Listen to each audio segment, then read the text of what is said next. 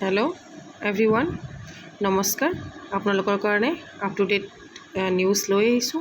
ADRE 2026 last update, up to date, কেনেকৈ আপোনালোকে ক'ত এপ্লাই কৰিব লাগিব, কিমানখিনি ভেকেঞ্চি আছে, কি কোৱালিফিকেশ্যন হ'লে আপুনি ইয়াতে এপ্লাই কৰিব পাৰিব, আটাইখিনি লৈ আহিছোঁ। গতিকে চাওক, ইয়াত কোৱালিফিকেশ্যন মই প্ৰথমতে দি দিছোঁ, মই লাষ্টলৈ ৰৈ থকা নাই। চাওক ক্লাছ 8 HSLC, HSSLC আৰু ডিগ্ৰী। গতিকে প্ৰায় আটাইখিনিয়ে আপোনালোকে এপ্লাই কৰিব পাৰিব সকলোৱে, কিয়নো ইয়াতে আপোনাৰ ডিগ্ৰী অনুযায়ী আপুনি ভাগ কৰা আছে কেটেগৰীবিলাক। আপোনালোকে সেনেকৈ এপ্লাই কৰিব পাৰিব। এপ্লাইটো ইয়াতে অনলাইন কৰিব লাগিব। Apply free.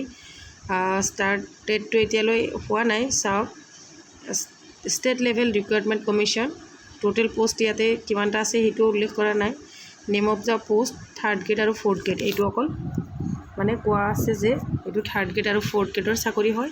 এই জুলাই মাহতে আপোনালোকৰ অনলাইন ষ্টাৰ্ট হ'ব। গতিকে অতি শীঘ্ৰেই আপোনালোকৰ এইটো ষ্টাৰ্ট হ'বই। কি পঢ়িব লাগিব, কেনেকৈ পঢ়িব লাগিব, গ্ৰেড 3ৰ বাবে কি, গ্ৰেড 4ৰ বাবে কি ভেকেঞ্চি আছে, গোটেইখিনি ইয়াতে ডিটেইলছ দিয়া আছে। আৰু আপোনালোকৰ চিলেবাছ ৱাইজ চব দিয়া আছে ইয়াতে। ADRE 10 কি আছে, 20ত কিমানটা পোষ্ট আছে, গ্ৰেড 3rd বা গ্ৰেড 4ত গোটেইখিনি ইয়াতে ডিটেইলছ দিয়া আছে।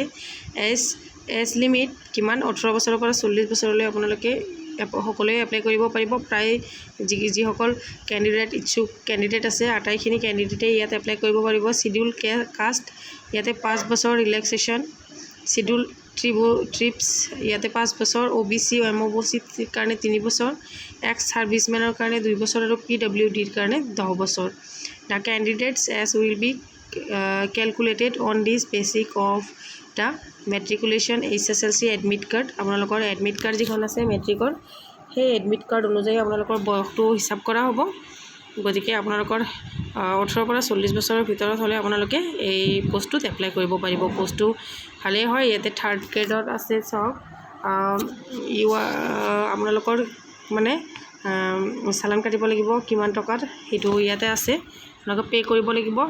UR আৰু OBC MOBCৰ কাৰণে 350 টকা, SC STৰ কাৰণে 250 টকা। এইটো হৈছে ADRE 1.0। আকৌ 1.0ত গ্ৰেড 4ৰ কাৰণে 200 টকা চালান কাটিব লাগিব। এইফালে আকৌ 150 টকা কাটিব লাগিব। ADRE 20ৰ কাৰণে 3rd গ্ৰেডৰ কাৰণেও নালাগে, 4th গ্ৰেডৰ কাৰণেও নালাগে, কোনেও নালাগে। এইটোত পইচা দিব এপ্লাই কৰিবলৈ হ'লে, বাকীখিনি দিয়া নাই। এতিয়া চাওক, ৰিটেন এক্সামিনেশ্যন আপোনালোকৰ পেপাৰ 1 আৰু পেপাৰ 2, পেপাৰ 3, পেপাৰ 4, পেপাৰ 5। আপোনালোকৰ চাওক টোটেল কিমান, 2 ঘণ্টা 30 মিনিটছ হ'ব। Multiple choice question, MCQ। Total question হ'ব 135টা। Total marks 135। এইখিনি আপোনালোকে মনত ৰাখিব যে আপোনালোকৰ কিমানখিনি মাৰ্ক থাকিব আৰু কিমানটা কুৱেশ্যন হ'ব। টোটেল মাৰ্কছ হ'ব 135, আকৌ কুৱেশ্যন হ'ব 135। 2 ঘণ্টা 30 মিনিটৰ পৰীক্ষা, মানে 2.5 ঘণ্টাৰ পৰীক্ষা, হয়নে? আকৌ পেপাৰ 2ৰ কাৰণে হ'ব 2 ঘণ্টা 30 মিনিট। ইয়াতেও আপোনালোকৰ 135টা কুৱেশ্যন, 135টা মাৰ্ক। ইয়াতে নিগেটিভ মাৰ্ক থাকিব, কিন্তু সেইটো আপোনালোকে বি কেয়াৰ। পেপাৰ 3ৰ কাৰণে HSSLC 12ৰ কাৰণে এইটো হৈছে 3 আৱাৰ্ছ। মাল্টিপল চাইজ কুৱেশ্যন, 150টা কুৱেশ্যন, 150 মিনিট। ইয়াতেও আপোনালোকৰ নিগেটিভ মাৰ্ক আছে। গতিকে আপুনি চাই চিন্তি পৰীক্ষা দিব লাগিব। ইয়াতে চাওক চিলেবাছ, ছ'চিয়েল ষ্টাডিজ আপোনালোকৰ 30 থাকিব, MCQ মাৰ্ক 20, জেনেৰেল নলেজত 30 আৰু 30, logical reasoning and mental ability ইয়াতে 20 থাকিব। জেনেৰেল ইংলিছত 35, জেনেৰেল মেথামেটিক্সত 35 থাকিব।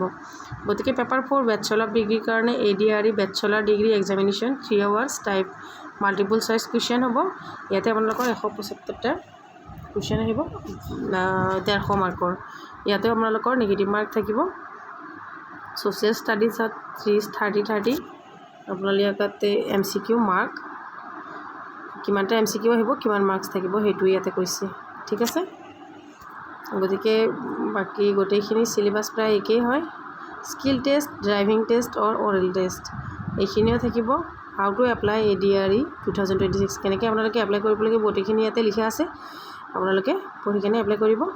চাওক, অনলাইন এপ্লিকেশ্যন, অনলাইন কৰিব লাগিব আপোনালোকে। এপ্লাই ষ্টাৰ্ট হ'বহি অতি শীঘ্ৰে, আপোনালোকৰ ডেটটো এনাউন্স কৰা হ'ব। গতিকে আপোনালোকে ৰেডি হৈ থাকক ADREৰ কাৰণে এপ্লাই কৰিবলৈ। এইটো আপোনালোকৰ কাৰণে 2026ৰ সোণালী সুযোগ। গতিকে কিবা সুধিব লগা থাকিলে কমেণ্ট ছেকশ্যনত জনাব। Thank you for ৱাটচিং।